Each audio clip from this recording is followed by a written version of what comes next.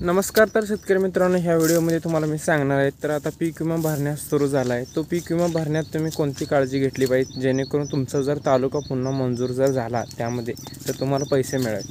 तर सर्वात प्रथम जी गोष्ट आहे ती तुमच्या नावाबद्दल. आधार कार्डचे नाव, सातबाऱ्यातील नाव व तुम्ही जिथं बँक पासबुक जे देणार आहे पैसे मिळण्यासाठी त्यातील जे नाव आहे ते सगळीकडे सेम पाहिजे, तरच तुमचा अर्ज मंजूर होईल.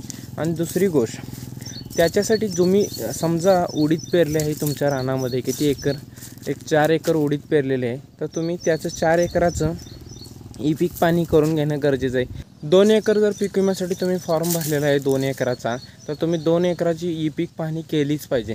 तर ई पीक पाहणी 1 एकराची केली, फॉर्ममध्ये 2 एकर जर टाकले तर तुम्हाला देखील त्यामधून अपात्र करण्यात येऊ शकतं. त्याच्यासाठी रानात जेवढी ई पीक पाहणी तुम्ही ई पीक पाहणीच्या ॲपवरून जेवढं करणार आहात तेवढं फॉर्ममध्ये भरणं गरजेचंच आहे तुम्हाला. सेम ते उलटे ई पीक पाहणी जास्त करावं, फॉर्ममध्ये थोडंफार कमी टाकलं तर चालेल, पण त्याच्यापेक्षा जास्त ई पीक पाहणी पाहिजेच.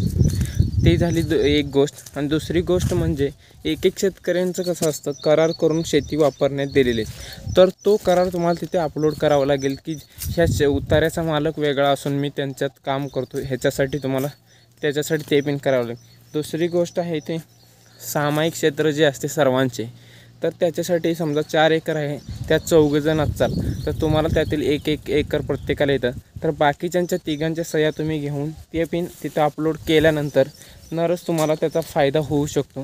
तर अशा बऱ्याच काही गोष्टी होत्या. तर तुम्हाला एखाद्या गोष्टीचं अडचण अजून येत असेल तर मला जेवढ्या ठराविक महत्त्वाच्या गोष्टी वाटतात त्या व्हिडिओमध्ये मी ह्या सांगितलेल्या आहेत. डायरेक्ट आता न पाहता काही मला जे वाटतं आहे, अजून थोड्या असू शकतात बाकीच्या गोष्टी. तर तुम्हाला कोणता प्रश्न असेल तर कमेंटमध्ये नक्की विचारा. धन्यवाद.